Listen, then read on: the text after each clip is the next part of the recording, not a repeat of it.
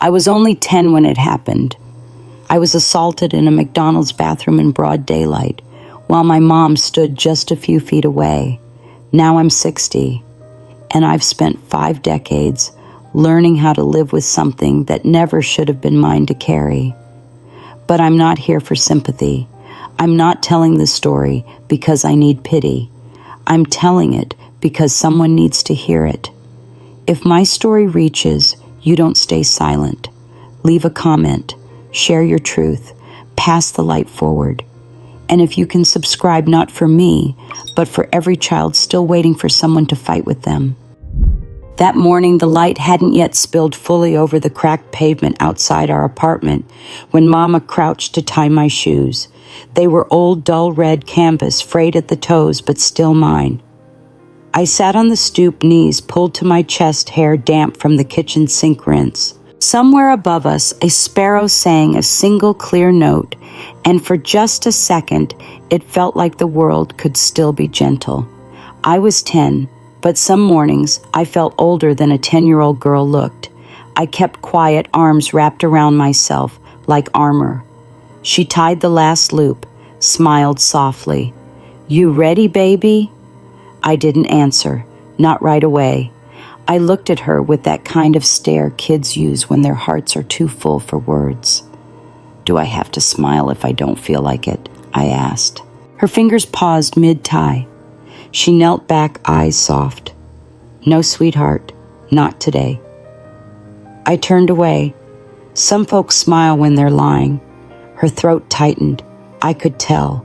"I know," she said. "We didn't talk about the man who used to live with us. We didn't need to.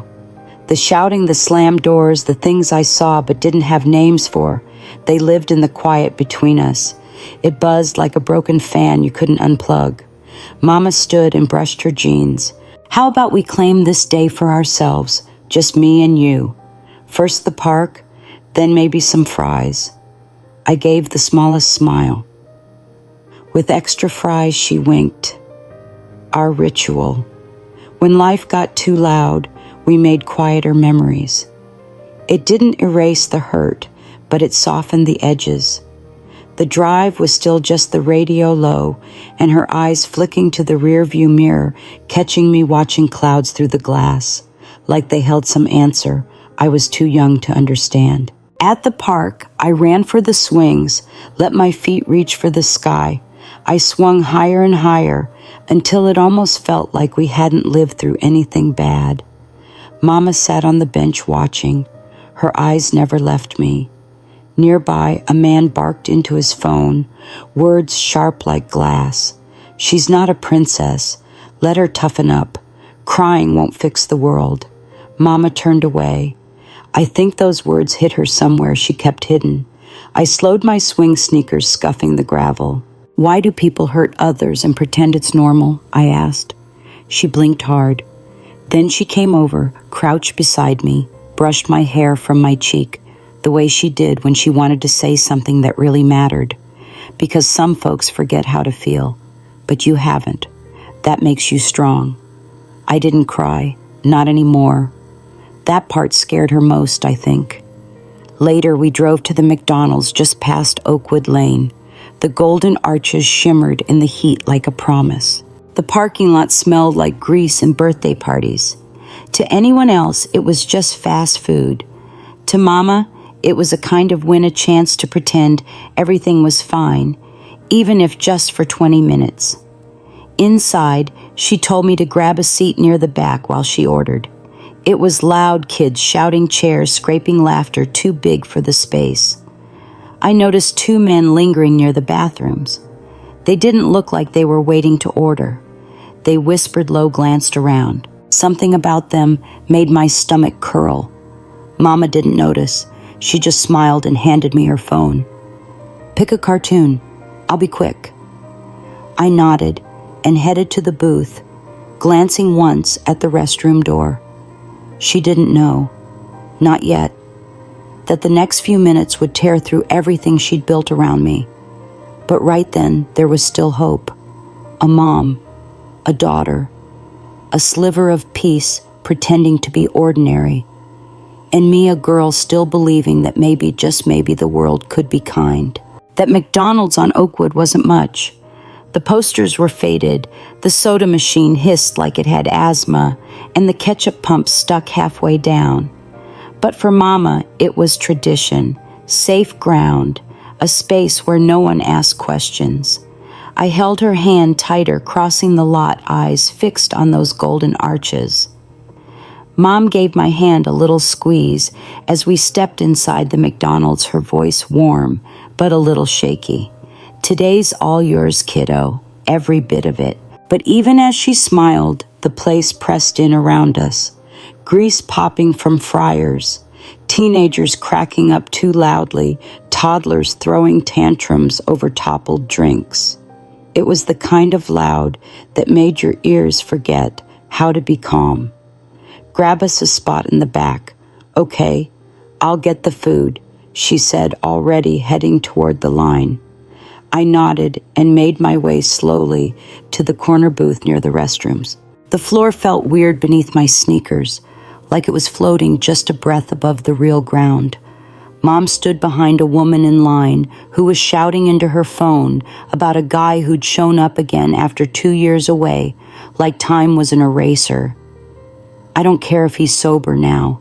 He doesn't get a reset." Her words echoed a little too deep. Then the door chimed. 2 men walked in, maybe in their 30s. One in a crumpled denim jacket, the other in a baseball cap, pulled low enough to hide the eyes. They didn't look at the menu, didn't even pretend, just hung back near the hallway, whispering like whatever they were here for had nothing to do with burgers or fries. I sat down and wrapped my knees up, close phone in hand. Safe, for now. I saw Mom glance over at me before ordering 2 Happy Meals, one with extra fries, no pickles, and a coffee she'd forget to drink. But even as she placed the order, she kept peeking toward the back. The men were still there. One of them locked eyes with her and smirked. Not a grin, not even a smile. Just something slimy that clung to you like something you couldn't wash off. Mom turned away quickly, whispering to herself, "You're just being paranoid." But her face was pale. She picked up our tray, carefully dodging diaper bags and ketchup packets. But when she got to the booth, I wasn't there. I heard her voice worried, sharp. "Amy." Then a pause. The restroom door creaked. She breathed out. "Just the bathroom." She set down the tray and sat, told herself to stay calm. I was 10. I knew how to lock a door. I'd be back soon. But her nerves didn't quiet. Across the dining area, those 2 men hadn't moved. One scratched his neck. The other glanced down at his phone, then back toward the hallway. They weren't chatting anymore. They were just waiting. Mom stood not fast, but deliberately stretching like she was trying to ease tension out of her spine. She wanted a better look. The men didn't acknowledge her, but the air between them and the bathroom felt heavy, like thunder hadn't broken yet. In her head, I know she heard it. What if it's happening again? What if no one believes you again? A room full of people looking the other way. She stepped forward. That's when she saw him. An older man sitting alone by the window. Gray hair, reading glasses dangling from his shirt collar, navy cardigan. The kind of man who didn't need to say anything loud to be heard. He wasn't watching his phone. He was watching them. The 2 men. And then he noticed her, gave a single nod. Just one, but it was enough. She wasn't alone. The door creaked. Then my voice quiet at first, then sharp, splintering Mom. She didn't walk, she ran. The door flew open. I stumbled out, holding my stomach like I had to keep something from falling apart inside me. My face was cold, and my eyes, Mom later told me, looked like they'd seen something older than time. I wasn't bleeding, but I wasn't whole anymore either. Something had been taken. She dropped to her knees. "Baby, baby." What happened? I couldn't speak. My fists were clenched. I wanted to disappear, fold myself into nothing. One of the men shifted behind us, but the older man, he was faster. "Don't," he said, firm as steel. "Sit down." The man backed off. People were starting to notice. Behind the counter, a girl named Rainer was already pulling out her phone. Mom gathered me into her arms, rocked me like she used to when I had nightmares. "It's over, honey. I've got you. I'm here." I whispered barely enough to hear it myself. He said I was just a girl, that no one would believe me. Mom froze. Then she looked toward the man at the window. He was still there, still watching. No smile, just a slow, steady nod. And in that moment, she knew he had believed me before anyone even heard my voice. Inside that bathroom, it had smelled like bleach and something older wet paper towels, things left to rot in corners no one cared to clean. I'd run my fingers along the wall, trying to stay grounded. The family restroom door creaked open with that tired groan. All public doors seem to carry the kind that sounds like warning if you're listening closely enough. I reached for the lock, turned it, until it clicked and faced the mirror with slow, shaky breath. The glass was cracked near the bottom like someone had once punched it out of anger, and no one had bothered to fix it. My reflection stared back at me, quiet eyes, chipped pink nail polish, and a little scab still healing on my chin from when I tripped at recess. I stood there for a second, trying to pretend the silence meant I was safe. Then I stepped into the stall. The handle rattled. I froze. My heart thudded so loud it echoed in my ears. Footsteps shuffled just outside, then came a knock. A man's voice, not Mom's. "Hey there, forgot to clean in here. You all right, sweetheart?" The word sweetheart made my stomach twist into knots. It wasn't warm. It was too smooth, too sweet and mean underneath. I didn't say a word. Another knock, louder. "Come on now. You're not supposed to lock it from inside." My fingers trembled on the door. Then another voice, deeper, colder. "Just scare her. That'll shut her up." The lock clicked. The door creaked open like it was sighing in regret. I backed up fast until my spine hit the tiled wall. There were two of them. One blocked the door. The other moved in slow, like this was something they'd done before. "Won't take long," the first one said, pulling a bottle out of his jacket. It was cloudy and thick glue. "On your knees," the other one growled. "You clean this up and we're square." I shook my head. The first man's face tightened. "No, that's what's wrong with kids these days. No respect." He grabbed my wrist and yanked me down. I hit my knees hard, scraping my hands on the sink's edge. "Let me go," I whispered, barely holding my voice together. I didn't do anything. The second man crouched next to me. "Exactly," he said. "And no one's gonna care. You're just a kid with a chicken nugget meal." Then came the push. Not hard, but hard enough. I hit the floor, and the air rushed out of me. A sharp pain lit up my side. My arms shook as I tried to crawl away. "Stop crying," the first man snapped. "You'll make it worse." I gasped. My hands felt sticky glue. Blood I couldn't tell, and it didn't matter. Then I remembered something Mom had whispered one night.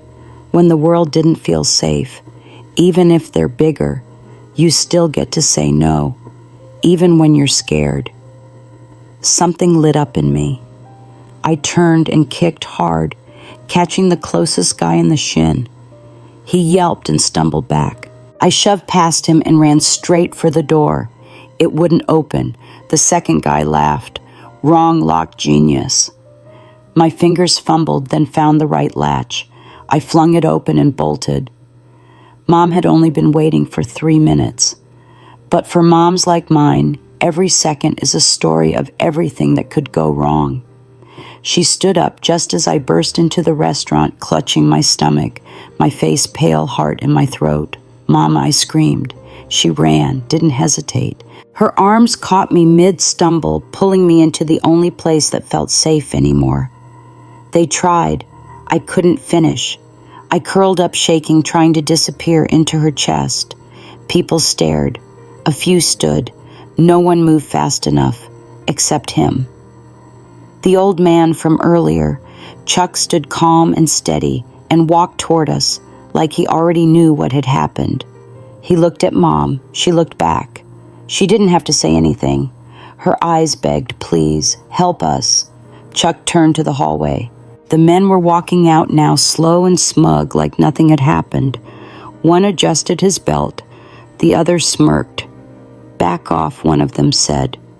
"This isn't what it looks like." Chuck didn't flinch. "What it looks like," he said, voice low and sharp, "is that you cornered a child in a locked restroom. What it feels like is something no man with a conscience should be able to stomach." The man chuckled. "You don't know a damn thing. She's just a brat who doesn't listen." Chuck's stare didn't blink. "Then you won't mind waiting for the police. If I'm wrong, you've got nothing to worry about. If I'm right, well then you've got more to fear than a little girl." Mom held me tight. I was still trembling, still clinging to her shirt like it was the last thing keeping me from slipping into the dark. Behind the counter, Rainer, the teenage girl, grabbed the phone and started dialing. For the first time since I ran out, the whole restaurant seemed to hold its breath. 15 minutes later, the cops came. They asked questions, took statements. The two men were handcuffed and led out, still mumbling denials, still laughing like this was just some inconvenience. I watched them from the window, wrapped in a blanket someone had handed Mom. I was curled into her side. "Will they come back?" I whispered. She kissed my forehead. "Not if I can help it." Then she looked at Chuck, the man who stood when no one else did. He met her eyes and gave her a quiet smile. Not the kind that says everything's all right, the kind that says you're not alone anymore. Outside, the red and blue lights flickered across the windows like stained glass shattered on the tile. Inside, the air finally started to breathe again. I sat curled in my mom's lap, a soft blanket pulled tightly around me, though it did nothing to stop the shaking. My skin still felt clammy with fear, like it hadn't had time yet to realize I was safe. My eyes couldn't settle. Every time someone moved too fast or raised their voice, I flinched. I hadn't said a word since the hallway, since I whispered the 5 words that cracked something open in every grown-up around me. "Mom, they hurt me." She didn't say anything either, just ran her fingers through my hair, gentle and slow, like her hands knew how to speak when her mouth couldn't. Some moments are too raw for language, too sacred to dress in clumsy words. Rainer, the teenage girl who'd been working the register, stood nearby, her hands fidgeting. She looked pale, like she'd seen a ghost.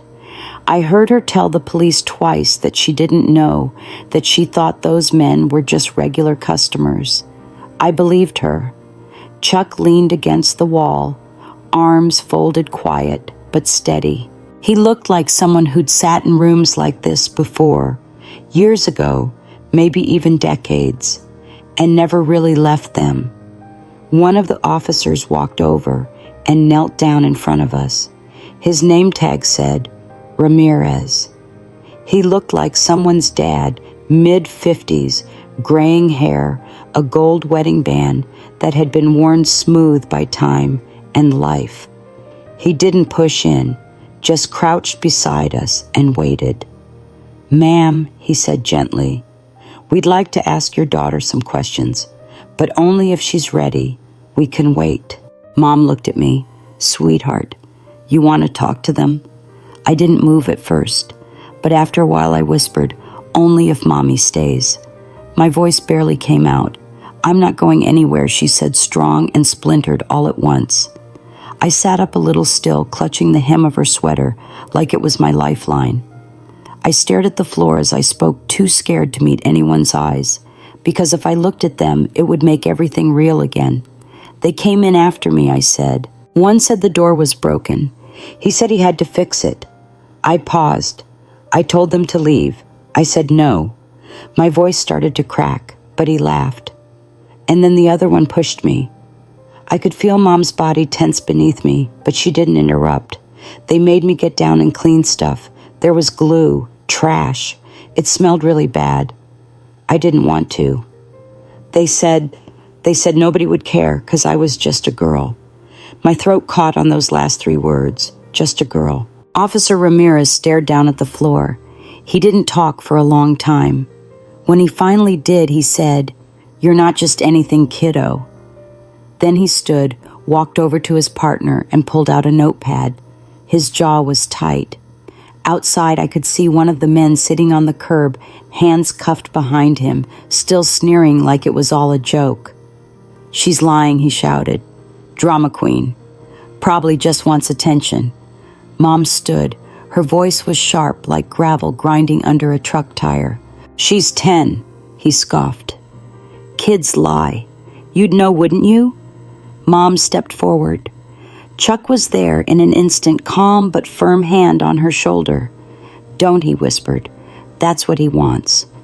She stopped, but she didn't back down. "You don't get to win this time," she told him. "Not with her, not with me." And the man, he looked away first.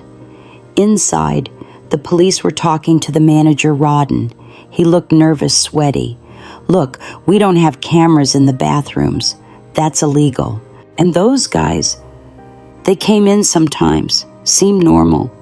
Chuck stepped forward. "Did you see them follow the girl?" Rodden hesitated. I didn't notice." From across the room, Raynor's voice rang out. "I did." Everyone turned to look at her. She looked scared, but she didn't back down. They weren't fixing anything. They were laughing when they came out. One of them, he wiped his hands on her jacket. I didn't know what it meant, but now her voice cracked. Mom reached out and took her hand. There was no courtroom yet, no judge, no gavel. But in that fast food restaurant, under those flickering fluorescent lights and greasy air, something changed, something important. Later, when the statements were done and most people had left, Mom and I sat outside on a bench beneath a buzzing light in the parking lot. I fell asleep in her lap. She kept her arms around me like she didn't want to let go. Chuck stood nearby, his coat draped over one arm, quiet. Mom looked up at him. "Thank you for stepping in. You didn't have to." His eyes behind his glasses were soft. "Nobody ever has to. That's the problem." She studied him like she was seeing the years carved into him for the first time. "You've seen this before," she said. He nodded. "Not this exact thing, but close enough. My little sister, years ago, same kind of place. I didn't get there in time, so now I try." She paused. "Did she heal?" Chuck looked up at the stars like they might have the answer. "Not all the way, but she learned to live with the scar." Mom looked down at me, still asleep, arms clinging to her. "I just don't want her growing up thinking the world will always hurt her." "She won't," Chuck said, "not with you beside her." Mom gave the faintest smile. Not joy, not relief. Something quieter. Something that came from deep roots. "She's stronger than she knows. And I'm more tired than I let on," she added. Chuck chuckled softly. "Aren't we all?" The breeze moved through the parking lot then. I stirred in my sleep, but didn't wake. Maybe for the first time in a while, I dreamed about something that didn't hurt. Chuck stared across the parking lot, quiet, as the wind brushing empty soda cups against the curb, then turned back toward Mom. "There's more you can do, you know." She looked at him, brows drawn. "What do you mean you have a voice?" he said. "People pay attention when you use it. You could share your story. You could be the reason someone else finds the strength to speak." Mom didn't answer right away. Her eyes dropped to where I was resting against her side. Then she nodded slowly, like the idea was still too big, but not impossible. Maybe when the bruises stopped blooming, Chuck didn't push. He just sat there next to her, both of them watching the world move slowly around them, like it was remembering how. It wasn't a victory, not yet, but it wasn't a loss either, just a breath, the kind that comes right before something starts to heal. By then, the sun had started slipping down behind the shopping plaza across the street. Inside, the McDonald's was nearly empty. Paper wrappers clung to chair legs like discarded skin. A tired janitor swept fries into a dustpan, and the buzz of the lunch rush had faded into a hush that always follows when something important breaks. We were outside still. I lay curled against Mom on the bench, my head in her lap. I was asleep, but it wasn't peaceful sleep. Kids don't really rest after something like that. We go inward, we get quiet. We build ourselves back from the silence. Chuck stood a few feet away, arms folded, watching the parking lot, like it might try something. He didn't look like a hero. No cape, no badge. Just a cardigan and slacks. The kind of guy who brings his own spoon to diners because restaurant silverware bothers his teeth, but Mom knew better. Some people stand up once in their life and they never sit back down, Sir Mom said softly. He turned slowly, careful, like he'd spent years learning not to startle anyone. I don't know what you saw, she said, but thank you for seeing it. He nodded, solemn. Most people look. Very few actually see. She shifted, watching him. Why did you step in? He paused. Then, because once I didn't. He sat down beside her, not too close, hands folded neatly on his knees. When I was a kid, my little sister Lydia, she was 11. There was this boy down the street who waited for us after school. He never left bruises where they showed, but they showed anyway. He took a breath. My dad. He said, boys will be boys. Tell her to toughen up. And I believed him, thought it was smarter to look away, less shameful, more convenient. So I turned away, and I watched Lydia grow up thinking fear was normal, that being ignored meant love.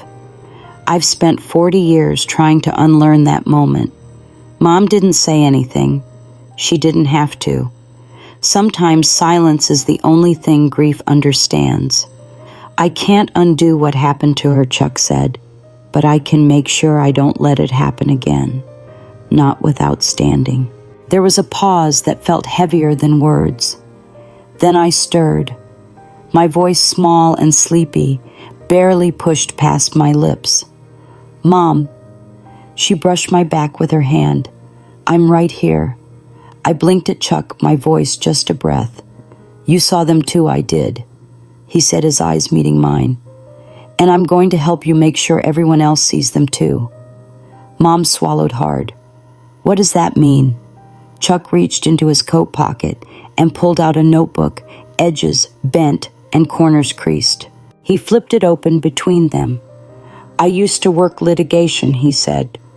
Now I fund child protection teams, especially the cases no one wants to see.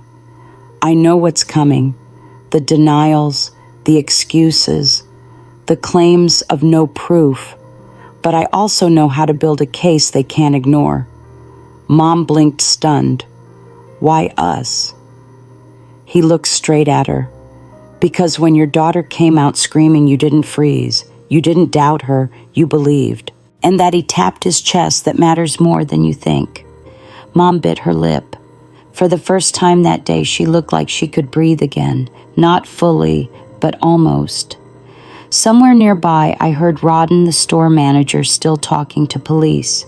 His voice was defensive, too loud. I told you we don't put cameras near the bathrooms. It's a privacy thing. That lady's probably after money. I mean, who leaves a kid alone in a public restroom anyway? Mom stiffened. Chuck didn't hesitate. He stood, adjusted his cardigan, and walked toward the officers. Excuse me, officers, he said, voice calm but firm, like stone wrapped in silk. I heard that statement, and I'd like to go on record. They turned to him. Officer Ramirez, the one who'd spoken to me earlier, recognized him immediately. You witnessed something, he asked. I did, Chuck told the officers, calm and steady, like his words weighed more than the air around us. And I recorded it. It's all on this phone. He handed it over with both hands, like passing something sacred. Footage from before it happened. You'll see them, the two men lingering by the hallway. One follows her in. They come out alone, laughing. Rodden, The manager squirmed in place like the chair beneath him had turned to thorns. "That's circumstantial," he muttered. Chuck turned to him, his voice cool but razor sharp. "So is a bruise until you match it to the hand that left it." The silence after that sliced through the air like a paper cut. Officer Ramirez didn't say a word. He just studied the footage, jaw tight. "Can we hold on to this?" he asked. "I've already made a copy," Chuck replied, "but I expect you to act on it, soon." From the bench, I watched Mom watch it all happen. Her hand tightened around mine. I could feel her heart pounding through her palm. It wasn't justice, not yet, but it was something. Something like traction, a first step out of the dark. Later, when the sky began to stretch into dusk and the golden arches flickered into their usual buzz, Chuck came back over. "I'll be in touch," he told Mom. She stood brushing her palms down the front of her jeans. "Why are you really doing this?" He paused. Then he looked at her with eyes that didn't just see, but remembered. Eyes that had watched someone disappear and had to live with it. "Because silence makes room for monsters," he said, quiet as thunder. "And too many of them have walked away untouched." Mom stared at him, not just his face, but the person beneath it. And I think she saw it too, the boy who once said nothing, the brother who couldn't go back. Her voice dropped to a whisper. "Then let's be loud." They shook hands, no speeches, no applause, just two people choosing not to stay quiet anymore. As Chuck walked away, swallowed up by the glow of parking lot lights, Mom looked down at me. I was awake now, watching, not speaking. "He didn't look away," I said. Mom brushed a strand of hair from my face. "No," she whispered. "He didn't." Maybe that's where it all really began, not with courtrooms or camera crews, but with someone finally choosing to see.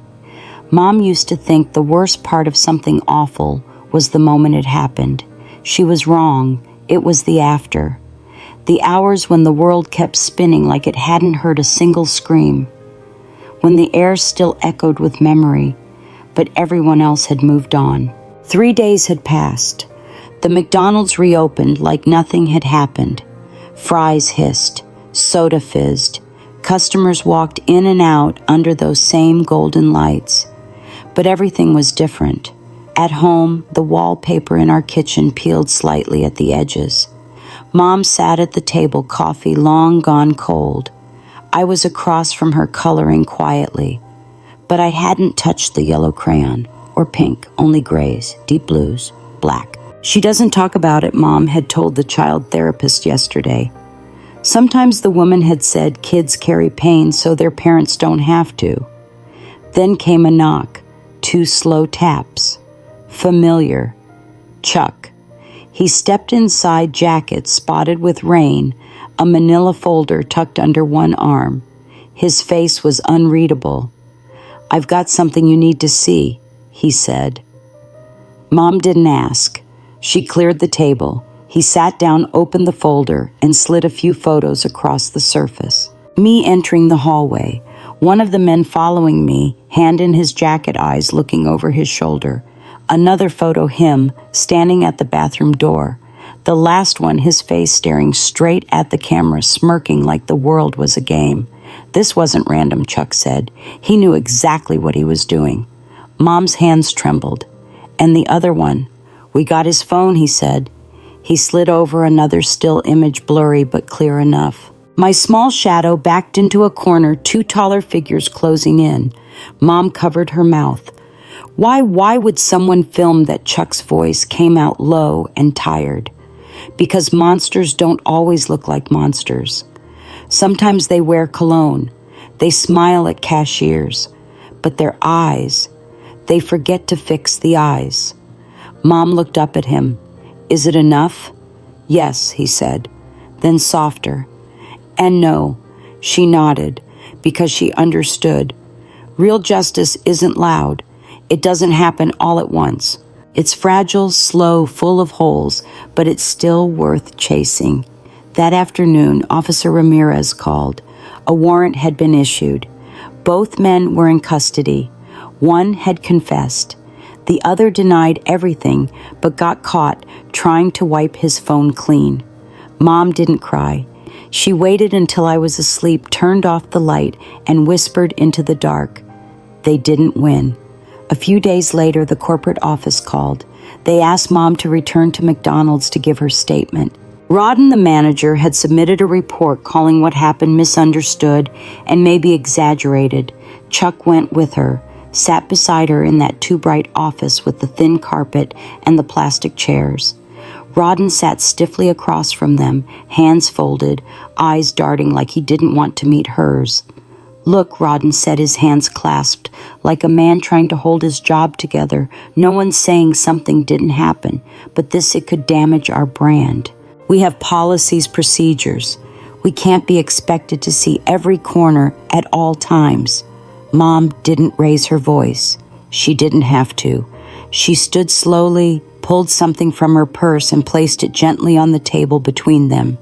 It was a photo of me taken just a few months earlier, standing in front of a mural at school sunshine, in my yellow rain boots, holding up a crayon drawing that said "Be kind" in rainbow letters.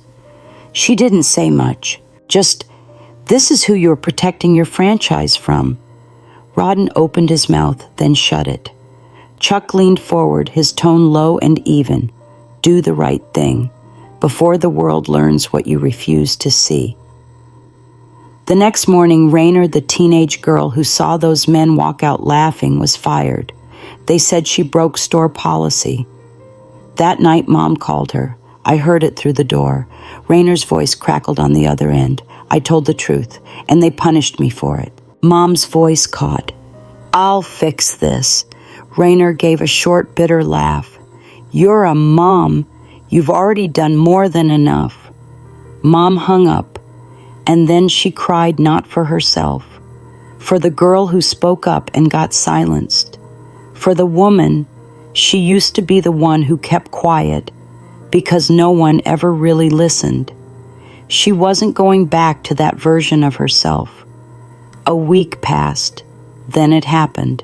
A local journalist named Marla Owens, someone who'd heard whispers in the pews at her church, published a quiet blog post.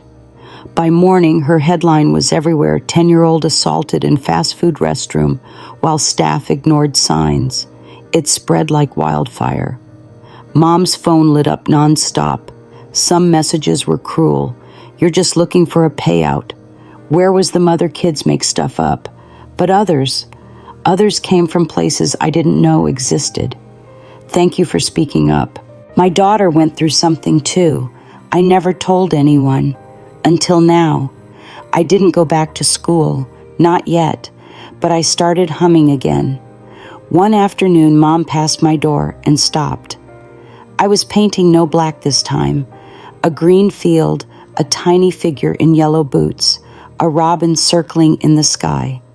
She didn't say anything, just pressed her fingers to her lips and closed her eyes.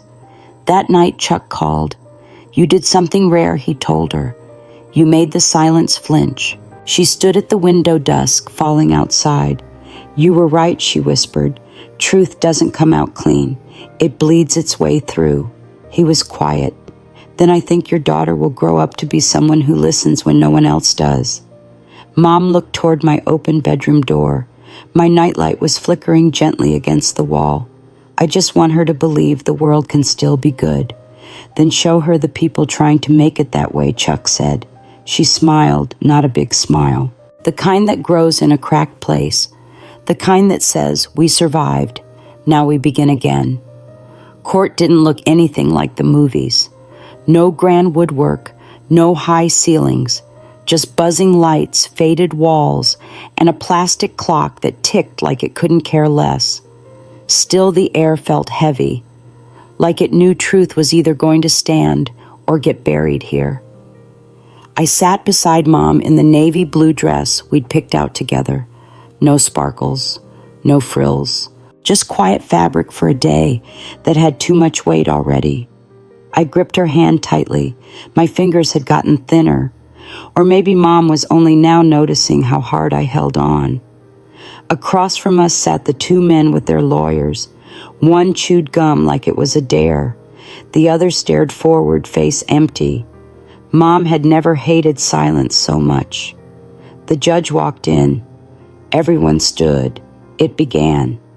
First Officer Ramirez. His voice was steady. The facts, the timeline, no frills, just truth. Then a tech guy explained how data had been deleted from one phone but partially recovered, how surveillance showed them loitering, how one had texted, "This'll be funny," 5 minutes before I walked toward that hallway. Then they called Rainer. She looked older. Her voice trembled at first, but then it got strong. They weren't here to eat. They kept looking at her, at the hallway. She talked about how after I ran out, one of them laughed and said, "Guess she didn't like the game." A defense attorney stood. "Miss Chavez, were you fired shortly after this incident?" She paused. "Yes. So, is this your way of retaliating?" Rainer didn't blink. "I got fired because I told the truth, not because I lied." It was one sentence, but it landed like a hammer. Then it was my turn. I stood. Mom let go of my hand like it was the end of something, but also the beginning. Chuck sat in the back. Still, solid. He didn't say anything. He didn't have to. I climbed up onto the witness stand, my legs barely reaching the floor, the polished wood cool against my palms. Everything felt too big, too bright. The court clerk asked me to promise to tell the truth, and I nodded like it was the only thing left I knew how to do. The prosecutor knelt down beside me so he wouldn't tower over me. "Amy," he said gently, "do you remember what happened that day?" I nodded again. My throat was dry, my heart thudding so hard I thought they might hear it echo off the walls. "Can you tell us in your own words?" he asked. I blinked fast, pressed my lips together. Then I spoke slow and careful, like each word was a note from a song I had to get exactly right. They came into the bathroom after me. They told me to clean. One of them pushed me. I hit the ground. It hurt. He asked, "Did they touch you?" I stared down at my hands. One of them grabbed my arm. He told me I was just a dumb little girl, that no one would ever believe me. I didn't see Mom's face, but I felt her reaction in the air like she'd been holding her breath for days, and that sentence finally shattered something inside her. "What did you do then?" the prosecutor asked. My voice cracked. I ran, because my mom told me, even if you're scared, you still get to say no. There were tears on Mom's face, but they didn't make a sound. Then the defense lawyer stood. His voice was smooth, like he was reading lines off a cue card. "Amy, you said you were pushed, but the doctors say there were no broken bones, just bruises. Could you have fallen by accident?" Mom's grip on the edge of her seat was so tight, her knuckles turned white. I looked at the lawyer confused. "No, he pushed me. He tried again. You watch videos online, right? Some of them are pranks." "Yes, so maybe this was just a misunderstanding. A prank you didn't get." I paused. Not because I didn't have an answer, but because I wanted to get it right. If someone makes you feel small and scared and hurt, I asked him back, "Would you call that a prank?" He opened his mouth, then shut it. The judge cleared her throat. No further questions. He sat down. And for a second, the whole courtroom just breathed. When the judge called for a recess, Mom and I stepped outside beneath a spindly tree, barely holding on to spring. The wind was thin but sharp. She wrapped her arms around me. "You were so brave." I was scared. She nodded. "You can be both." Chuck joined us, quiet as ever. He didn't interrupt, just stood with us while the wind trembled through the branches. "You shook them," he said to me, his voice low and steady. "More than you know." Mom looked up at him. "Will it be enough?" He didn't lie. He never did. He just met her eyes and said, "Truth is a long fight, but today, it didn't lose. 2 days later, the verdict came down. Guilty on all counts: assault, child endangerment, obstruction of justice. The one who used to smirk broke down crying. The other just stared at the floor like it might swallow him whole. Mom didn't cheer, didn't flinch. She just held my hand, and for once silence didn't feel like dread. It felt like peace. As we walked out of the courthouse, reporters swarmed like bees. Nicole, any statement? She turned eyes soft but unshakable. Just this, she said. Believe your kids, even when it's hard, especially then. Then we walked away, my hand in hers, my shoulders a little taller than before. That night she washed dishes at the sink while I sat at the table humming to myself, painting something again, not in gray this time. She looked at me and thought of every time someone told her to hush, to keep things quiet, to not stir the pot. She thought of Rainer, who got fired for telling the truth, of Chuck, who stood when others didn't, of me whispering that even scared girls get to say no. We hadn't just spoken, we were heard, and maybe that was where real beginnings lived. The sentencing was set for a Monday. The sky was gray and still, like the whole world was holding its breath. Mom didn't wear black. She wore a soft green sweater her grandmother once made, the sleeves a little frayed, but it fit like strength. She didn't dress like someone in mourning. She dressed like someone who survived. I walked beside her, a small river stone tucked in my pocket. A worry stone Chuck had pressed into my hand that morning. Not to make the fear go away, he'd said, but to remind you that you're still here. In the courtroom there were too many faces. Reporters, lawyers, strangers, neighbors maybe, people who'd heard our story and couldn't look away. Rodden wasn't there. Neither was the woman from corporate who once told us, "We sympathize, but can't make a public statement at this time." Sympathy had come cheap. Truth had cost everything. The judge entered. Her face was lined with years of hearing things no one should ever have to, but her eyes still searched for something honest. Everyone rose. Everyone sat. The prosecutor spoke first, calm, composed.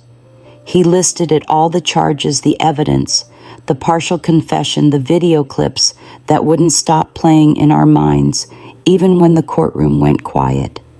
And through it all, I held that stone in my palm. Then he said the words that had lived in my mom's chest on all those nights when sleep refused to come. They chose her. They watched her.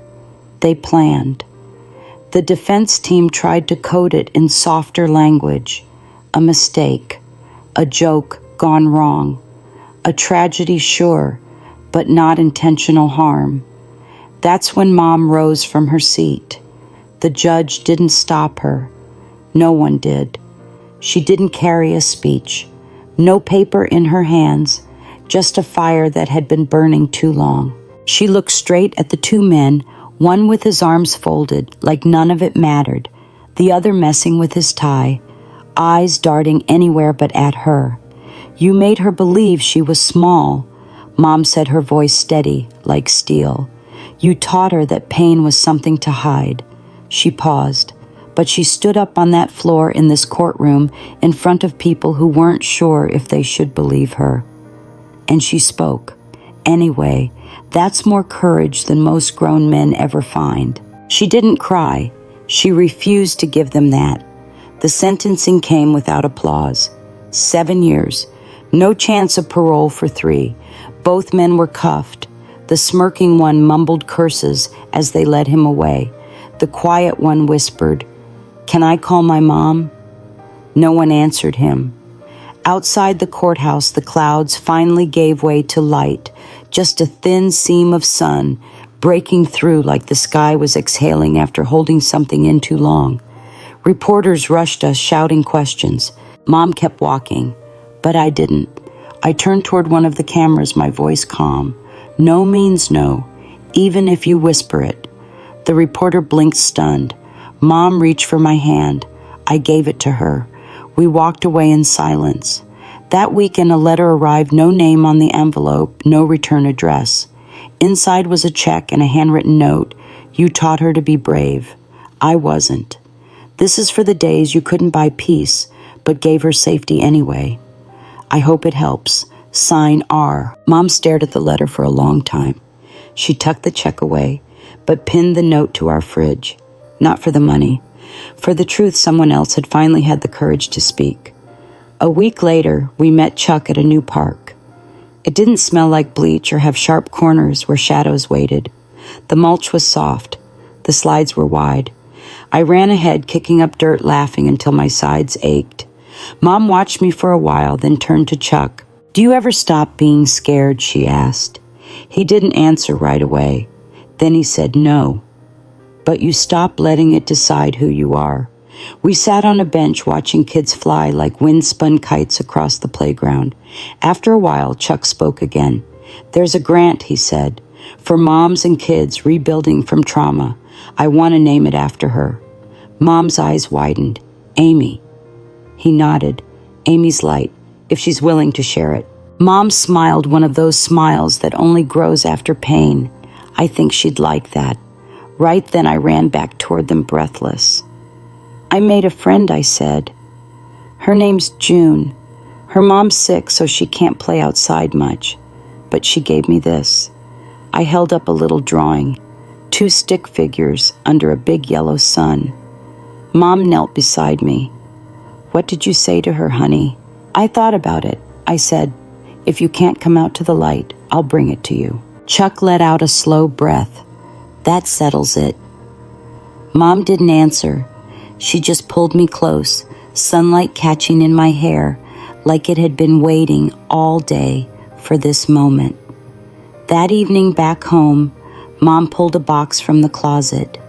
Inside were the shoes I wore that day, the ones I refused to let go of. She sat on the edge of the bed and spoke softly, maybe to herself, maybe to the quiet that lived in our walls.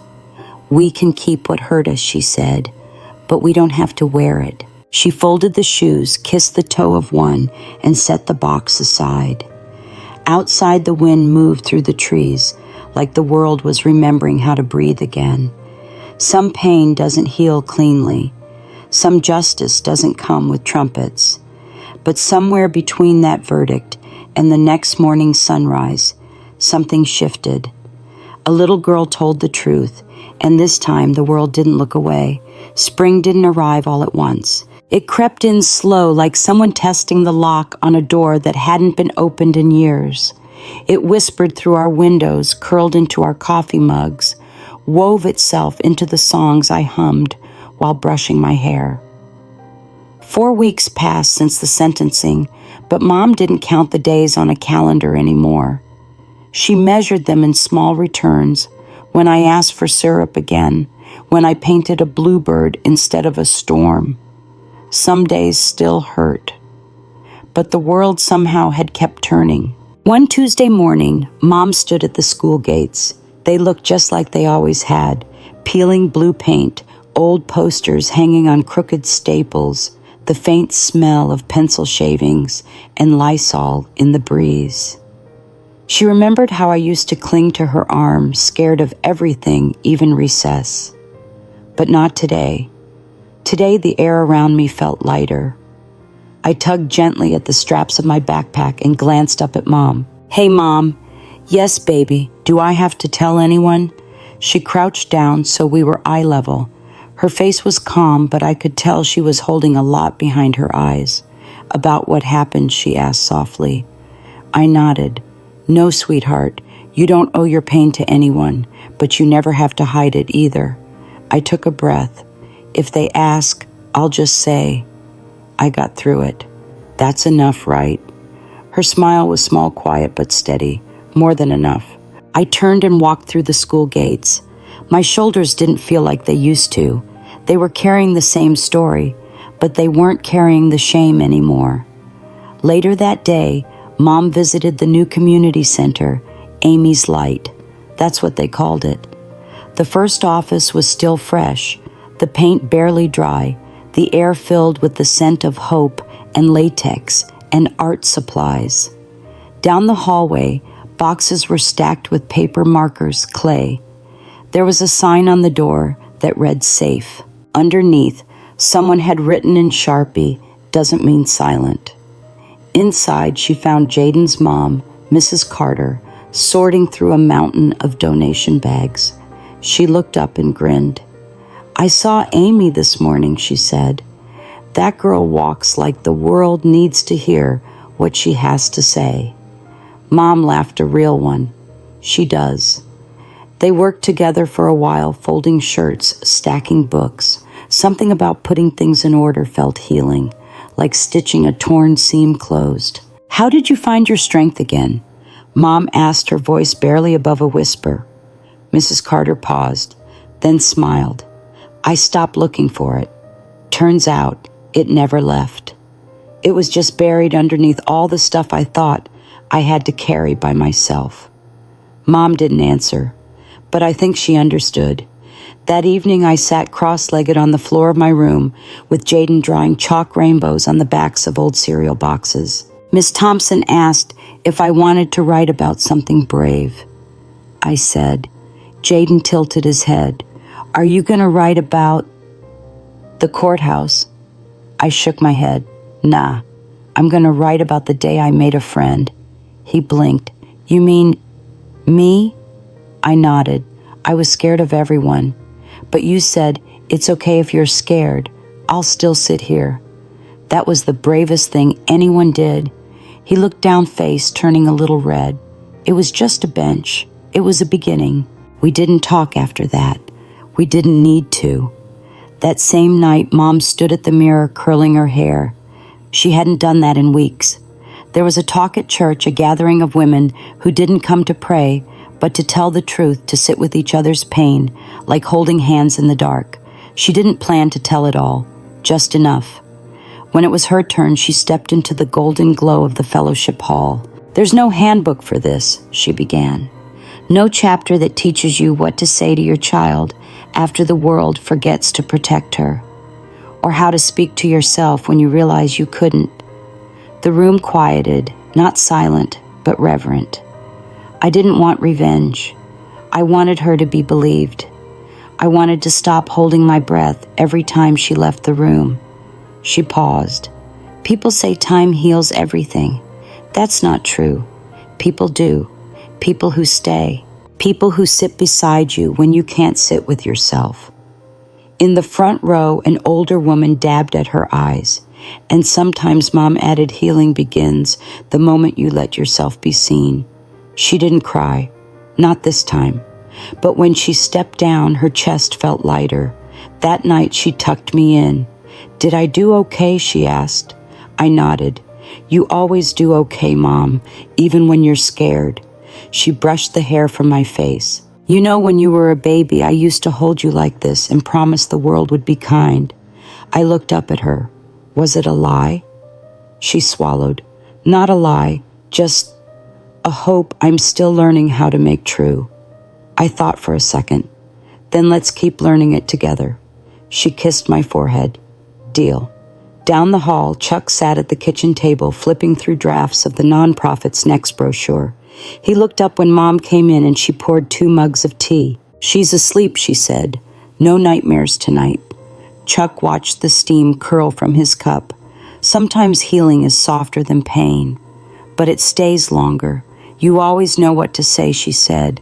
He smiled. "Only because I've lived long enough to regret the times I didn't."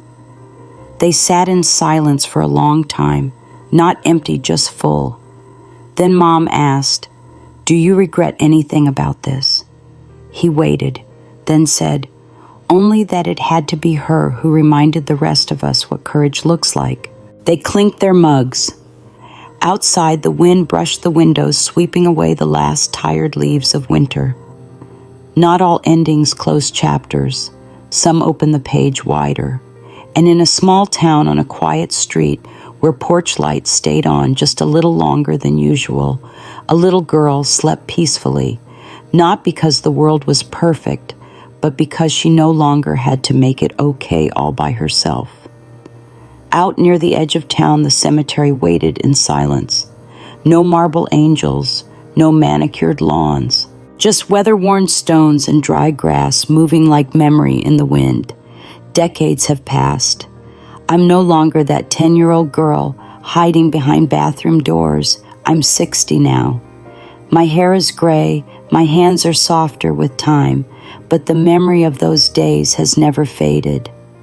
Some scars don't show on the skin, but they echo in the silence of years. I tell this story not for pity, but as a warning, a reminder, a call to the parents. Watch your children, really watch them. Don't just ask if they're okay. Listen for the moments when they're too afraid to say they're not. To those who've been hurt, your silence does not protect you, and your voice is more powerful than you believe. Speak. Scream if you have to. Ask for help. Call the people who can stand with you. Hotlines, shelters, teachers, friends, anyone who will listen, because someone will. I was lucky. My mother believed me. She didn't ask me to stay quiet to make others comfortable. She stood up when all I could do was fall apart. And that changed everything. So if this story touched something in you, if it reminded you of someone or of yourself, say something. In the comments, in a message, in your own story. Let this be more than a memory. Let it be a movement. You don't have to fix the world alone. But please don't let the next child suffer in silence. I'm still here. And if you are too, I see you.